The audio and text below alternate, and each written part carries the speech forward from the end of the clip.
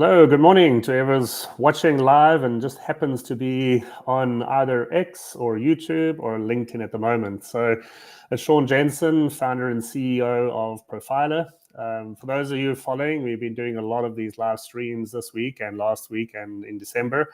I think it does catch attention, but it also gives you some deeper insights into Profila. So today we're very lucky to have Chris with us from Draper University. So Chris, why don't you give an introduction to yourself, and then what we're going to do, audience watching now or later, is just walk through our investor pitch and get any unfiltered questions from Chris, and then we'll wrap up in the half hour. So Chris, over to you. Brilliant. Hey everyone. So I head up global growth for Draper University. We're a leading Silicon Valley accelerator and venture fund. Partner with governments, enterprise, leading blockchain protocols to help them with their scaled startups and their ecosystems. So yeah, just put a big partnership together with Cardano, and excited to hang out with Profila tonight. Awesome. Thanks, Chris. So just some clarity on the university then, because I did look at the site and so on. You're looking for more very idea stage and pre-seed stage concepts to cultivate? And is your target audience more university students, or can anyone apply actually? Anyone can apply. The fund is pre-seed, but yeah, I mean, ideally we want to see a product, but we're pretty early in. We're kind of the first check-in for the larger Draper venture network. Anyone can apply. Quite a heavy vetting process, but if you get through that, then you're welcome. And yeah, we have startups join us from all around the world. Cool. And what are you looking for then? You said you've got a product. You obviously need a team that you're interested in. Are there any themes at the moment in blockchain? Because that's normally everyone likes to filter and be specific. Yeah. Yeah. So we've been big believers in the space for a long time. So I mean, the hype bit at the moment for us is like blockchain meets AI and those kind of use cases. And then another one is so historically we've been big in like deep tech is kind of the through line with all the Draper funds. We're in Tesla, Skype, SpaceX. So those ideas are pretty far out, kind of moonshots in their infancy.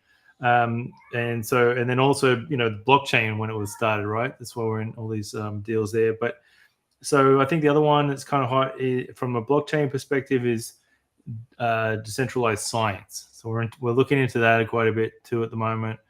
It's kind of I guess essentially a bunch of smart researchers around the world kind of collaborating. If I was to try and summarize it nice and neat, Awesome. Yeah, and then real world use cases, and then decentralized media is another one. So we're looking for startups that have potential for Web 2 conversion, mass adoption kind of stuff.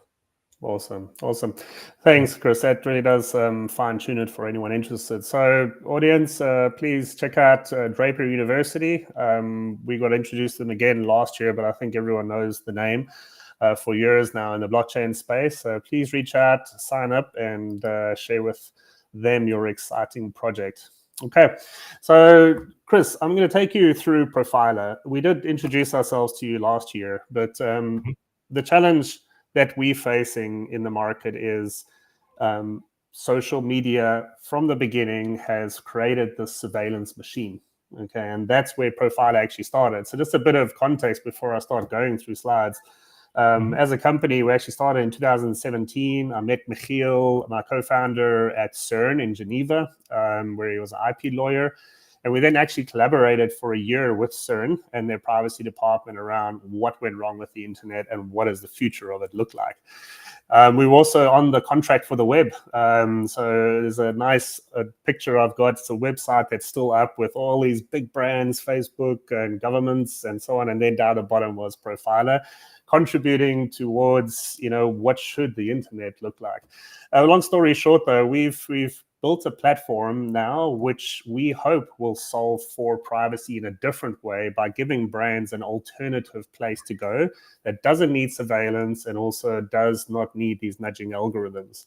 Because that's what concerned us the most at first was, our children and even ourselves are being so heavily influenced by mass media, and our rights and privacy rights have just been forfeit, for years now because of surveillance capitalism. And before I kick in, I don't know your opinion, but it seems like Facebook and the guys, they've just got off scot-free. There's been so much other stuff distracting the market at the moment, and with AI and with these global changes and wars. But every now and again, we see a company being fined every month, literally. The stock still goes up for these companies, but repeatedly they're still surveilling us. So do you think they're getting off scot-free, and do you think it's fair that they're still surveilling everyone around the world? Oh man, these are tough questions on the record. Probably opinions. not. Probably not. Yeah, just opinions, right? I mean, like, I still use it, like, so that's the truth. Like, I don't know. I'm heavily invested, as a lot of people are, like, so, not much you can do about it. I'm optimistic about, I've got all my photo albums, everything there. I'm optimistic about what the future holds for, like, decentralized social media. I don't think anyone's kind of cracked it yet. Yeah. I mean, Warpcast and stuff like that, but I think, the discoverability piece is not there. There's lots of things that kind of in progress, but it's not there. So yeah, I'm not sure. Right? It's kind of like you got to. It's still a massive problem. There was a New York Times article. I've got to find the word again. It keeps escaping me, but they define the privacy dilemma as something that's too big for people to comprehend, and we just give up. Like we were just saying, because like, okay, I can't personally solve it, and even an EFF collective of people, Electronic Frontiers Foundation, can't solve it yet. So what are we going to do? And that's where I think a lot of people are stuck. But let me jump into then Profila's approach on at least helping this. So a profile, as we all know, and Cambridge's version of it is a short description of you, your character, your life, and depending on what platform you're in, it contains personal information about who you are and how you want to represent yourself. So what a profiler is, and yes, it will be a noun in the future, is exactly the same thing, but it's one that you own and that you can share around the world with everyone else. So you're taking a little bit of initiative on this platform. But first, let's jump into the positioning statement. We've targeted advertising first because that's where the problem started, the social dilemma and so on. But the funny thing about it is this is a massive industry. I mean, brands are still spending billions of dollars, every year on spray and pray and surveillance data to try and get one or two people to buy. And that's the technique. I did a good live stream yesterday with a very well-known or a decent character in the ad tech agency business, and he said it's crazy how bad it's got, and with AI, it's even going to get worse on the mass media that's just distributed. And the metric for success. Sorry? Definitely. I can say, the returns aren't there for marketers, that's for sure. At all. And that's the thing, though, is the impressions and click-throughs are their vanity metric. Impression is the vanity metric because even if you've scrolled past in a millisecond, they count it. And click-through is what they're looking for to convert. But there's such low conversion rates in this industry. It's actually shocking. And when we got into this 5, 6, 7 years ago, the industry has become comfortable with this mediocrity. So what do the numbers say? It's a massive market that are still running the same way now for the last 10, 20 years. But 56% of every impression, every ad that goes out there are not seen, because of they're hidden away on certain sites. It's part of the fraud mechanism. And either people are just scrolling too fast past on the sites and websites or on their media apps, which is crazy. The third one for me is the most shocking, though, which is 0.66%. And this is 2024 per quarter on social media is the average click-through rate, 0.66%. So we're spending billions, but we're only getting this type of conversion. And my background's in telco, and for us, I'm used to seeing numbers of 99.999 uptime and availability and so on. So I'm very eager to understand why this industry accepts this level of conversion. And the last two are just also an opportunity, to be honest. 172 billion of ad fraud, which is not very well reported, and it just carries on. And finally, this is American stat, but it's similar around the world. People just do not trust the leaders of these organizations. Like you said, Chris, we're in a status where it's a tool that's embedded in our lives, but we're sacrificing our time and attention and our data for a utility, and that's not what it's supposed to look like, right? So there's got to be something done about this situation. So for us, this is what the market looks like today. Okay, all customers, and we've heard this time and again, is if you're not paying for it, you're the product, but you're also the unpaid product. Okay, there's far too many surveillance mechanisms, and they're getting smarter, and with AI, it's going to become worse. Okay, so they can track across any device, and the IDs are becoming prolific across the world. So that's got to be taken care of. They're making a lot of money too. Data brokers and CRMs are just becoming pools of data. And statistically, this data goes out of date within 3 months. 70% of it is old and stale. Yet there's this obsession with big data and holding as much as I can in case there's one or two insights. But again, there's monetization from the brokers. And just today on LinkedIn, actually, I saw an article that they found a new hack that more than 1.3 billion people are actually being tracked unlawfully through the ad tech ecosystem linked to these big data brokers. And it's going to be on the news in the next days. But it's crazy what is being allowed to happen in the surveillance ecosystem. On the CRM side too, I think companies are overspending. For the last 4 or 5 years, I've been talking to a lot of huge companies that are spending literally 10, 20, 30 million on these products. And they don't work, okay? Because customers walk in the front door and they admit, I don't know who they are. I don't know what they want. So it's like this industry is stuck in a model of SaaS platforms, which even the SaaS industry has understood that it's got to change something. But there's overinvestment and there's hooked-in licenses and feature bloat, all in the attempt to do one thing, Chris, which is to say, who is that customer and what does he want? You know, so we've really become bloated in an industry. So what we see as the future is, you know, we need a bit of a cost-cutting exercise, and brands need to look at this ecosystem and actually understand, do I really need all of this?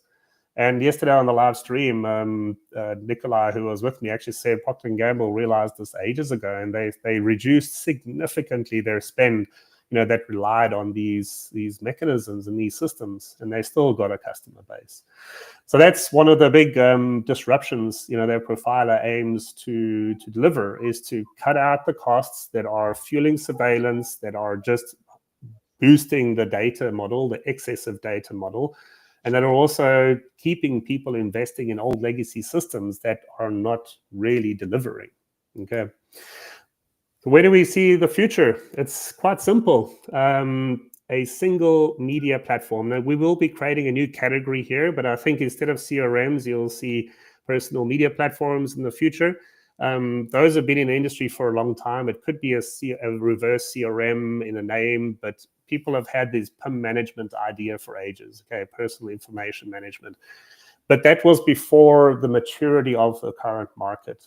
Okay, in the old days, people used to think their customers were dumb, but we're about to see the biggest shift of wealth from boomers into millennials and Gen Zs in history.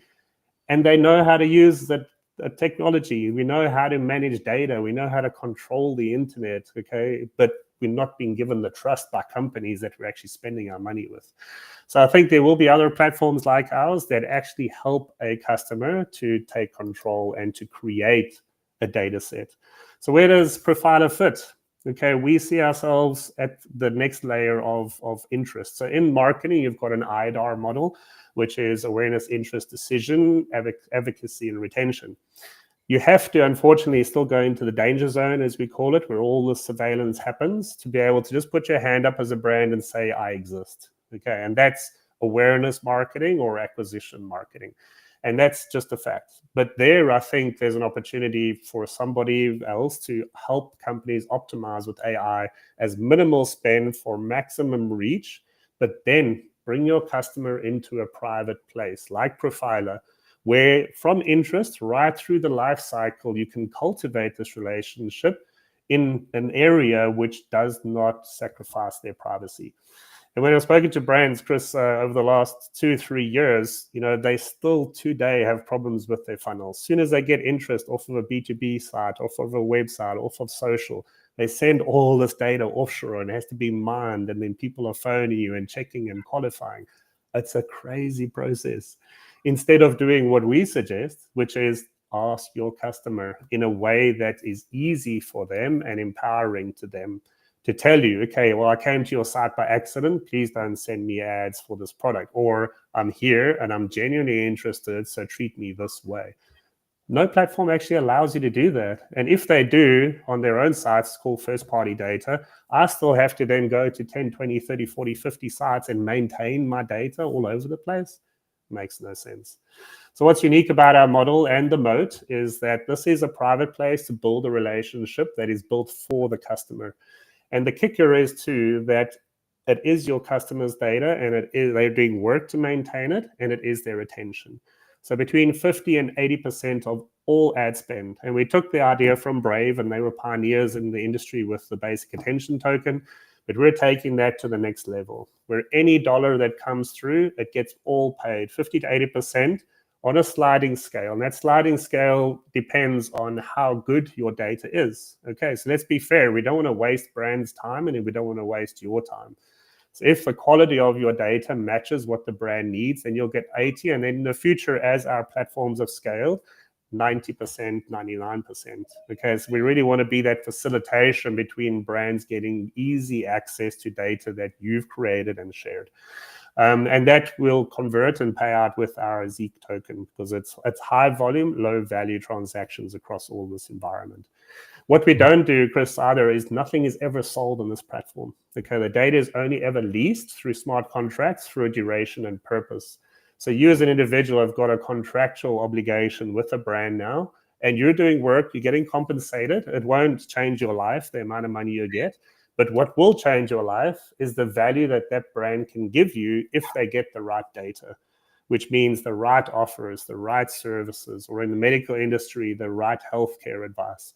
And that's the thing here. People misunderstand that advertising isn't just for luxury products. Okay, it is also for healthcare services. It's for legal services. It's for banking services. And that's where, if you're in a private environment, you can take it to the next step. And that's what we've investigated with a lot of our brands is, okay, I've seen an ad, I like it, I convert. Now I'm a customer, I still want content, I want value-added information, I want to know that I'm still appreciated. And that's why we cover most of the life cycle for brands. I won't go into detail on the roadmap, but we've obsessed over the years in a very a comprehensive Web3 and privacy-preserving roadmap. Okay, so we've got a federation approach for digital identity. We've implemented some of Cardano's Atala Prism, and we're upgrading to Identis pretty soon. But there we do digital identity for the person and the brand, and we use those identifiers for every following relationship. And we have a verifiable credential approach for brands and for individuals. So at least we know we're talking to real people and real companies. And the second and third layer is most important for us. That's where our smart contracts come into place, and people will have sovereignty over their data. Phase one, it's a centralized environment. Phase two, and we're talking now to Iagon, there was a space with them earlier in this week where people can decide to back up and take their data off of Profila and put it into their own storage, decentralized. And then all we do is we take snapshots and metadata of that, all private and secure, with no data leakage, and share that with brands so they can at least do their targeting and filtering, but your data is fully protected. Okay. And then 4 and 5 is our roadmap for the future. We did cool research with the University of Madrid around a zero-knowledge advertising protocol. This is a comprehensive system, but it is a third-party cookie replacement. It will take more time to implement, but that takes us as Profila away from being just a walled garden. So we can integrate into apps through SDKs, and your Profila can pull through to any app. We can integrate it into websites, and your profile data, your Profila, can pull through to websites in the future. And that's where obviously we need to have auditability on this. So the public blockchain is purely for the immutable record of, I've made a relationship with this brand, I've shared information, But then anything that's private and high volume around what content did I see and so on will all be on a private chain. So yeah, we believe we've got a roadmap which is going to shock the industry. Okay, and our aggressive business model will indicate that. So revenues for the business will be 80% ads, 20% data. Okay, but this is the individuals, it's the customers' revenue. A Profila takes a 20% transaction fee on all of that. And going into the ad industry, by the end of next year, we'll have 10 million of ARR, and before 2030, 100 million. Remember, we're addressing a $900 billion industry. So as soon as we get 1 or 2 or 3 brands to move a little bit of their ad spend to us, these numbers are highly achievable. But they're also quite significant when you're looking at blockchain-related and Web3-related products and services.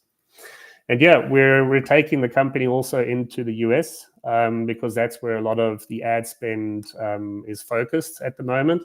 And also the adoption for larger scale companies that can blitzscale into $1 billion company is there. But we do have presence in Switzerland, Belgium, and South Africa to address different geographies. And 2026 is our enterprise scaling year. So we've done a lot of research, we've done alpha and beta trials, and now we're ready for enterprise. And that's it. So the next steps for anyone who's interested from an investor perspective is our seed round is already kicked off. We've got a team in the US who are engaging with investors, and we're also starting to interview our blitzscaling team, so ad execs and data execs who will take us to those revenue milestones.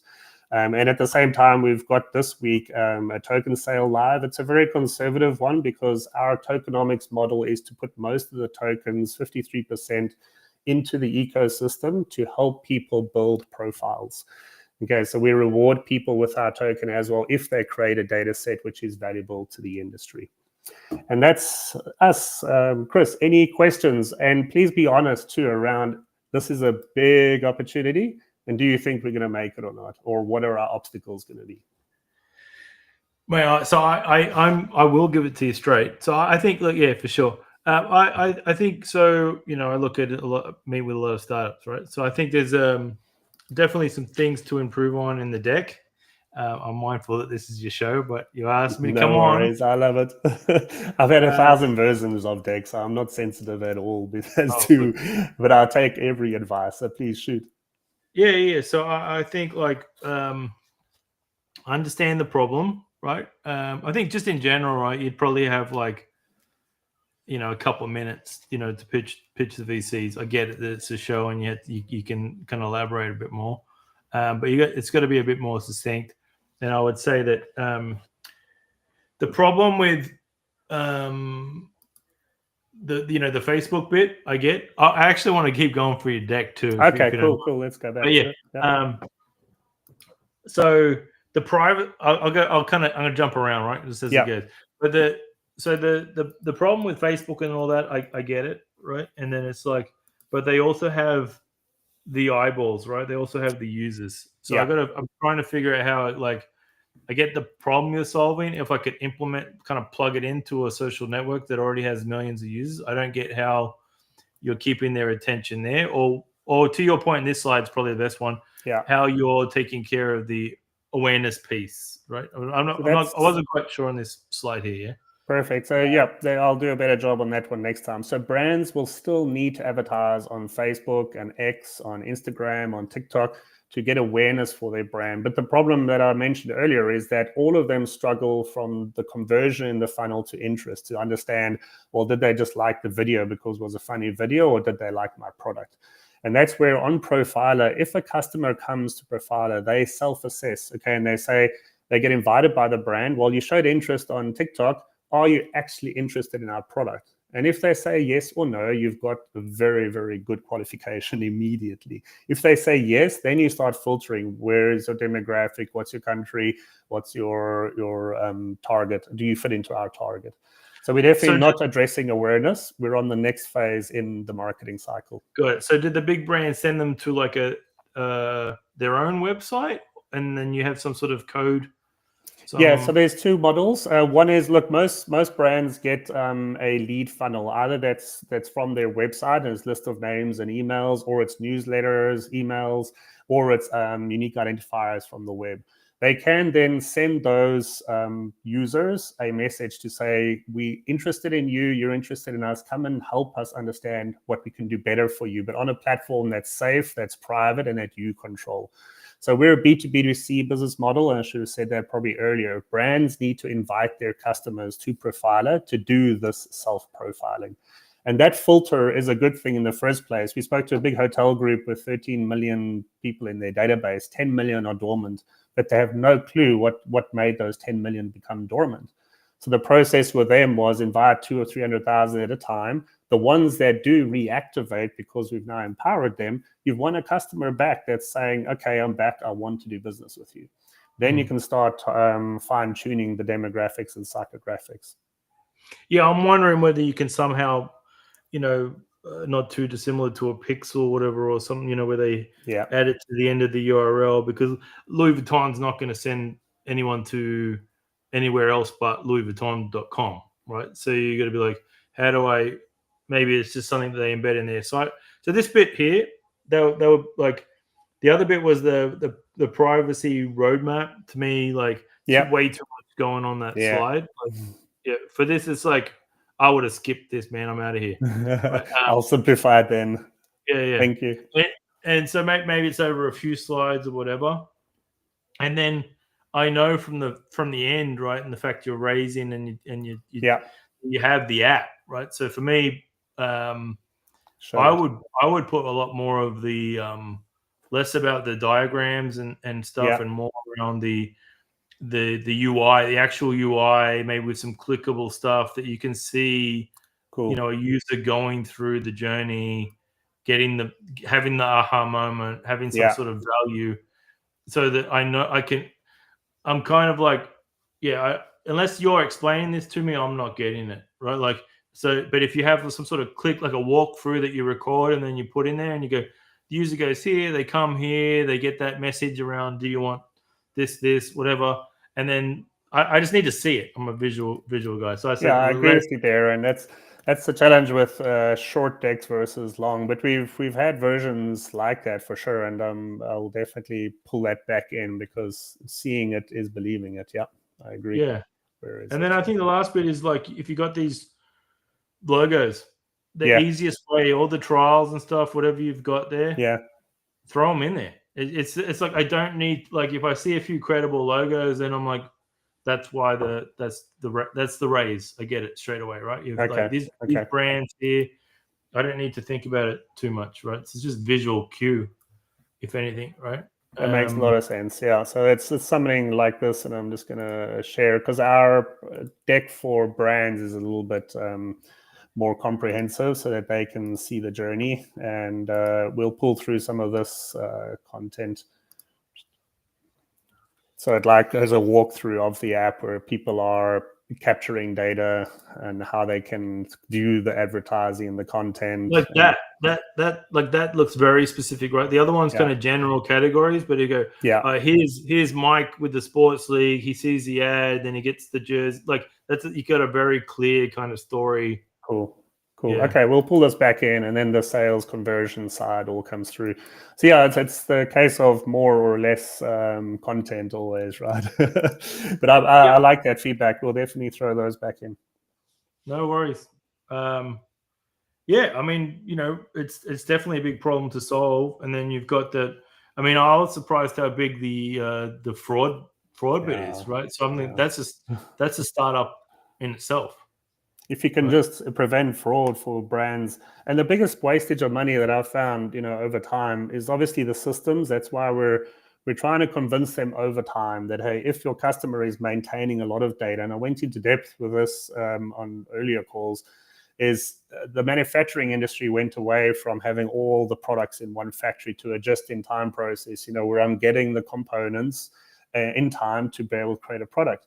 And I think the industry needs to start thinking of data that way. So yes, you need to understand where it comes from, and you need a good funnel that you can trust. But if you've got tens of thousands or in tens of millions of customers willing to interact with your brand and say, hey, I love that new bag, like you mentioned, Louis Vuitton, and I'm a buyer, I've got one before, then you're getting targeted data so much quicker than the surveillance mechanism will ever give you. So that's one of our biggest waste journeys, but just the fact of those low conversion rates is the biggest the problem the industry has, is that $900 billion of spend, ad fraud, plus the conversion is terrible. But I think that's another thing, right? So I'd get super clear on that, the value proposition that you're just going to like, point at to start, right? Like that, because I think you've got the other pieces, but I wouldn't introduce them to start, because it's going to be a lot easier to go, hey, we're at Profile, we're trying to solve this, $800 billion ad fraud bit, okay, or we're trying to, increase conversions in, the post Facebook kind of world, or what, in the decentralized, something that's super clear, and then you can talk about, pain point 2, 3, 4, where you've got like, and if I had to quickly circle it, it would be that ad fraud bit, because that's like, all right, $80 billion problem. That's something that you could potentially become $1 billion business. That's what we're looking for as VCs. Yeah. So cool. I'll definitely do that, because it does fine tune. And I agree. Sometimes we fall into the trap of our mission and the bigger statement, because you're always also encouraged to tell the big story, but it is such a big problem to solve, and we need to get down to the brass tacks of how we're going to make money with this. Yeah. Well, it's also just a communication piece, right? So if I always liken the value proposition to like Chinese whispers or something. So I get off the call and I'm like, did you meet Profile last night? Yeah, what do they do?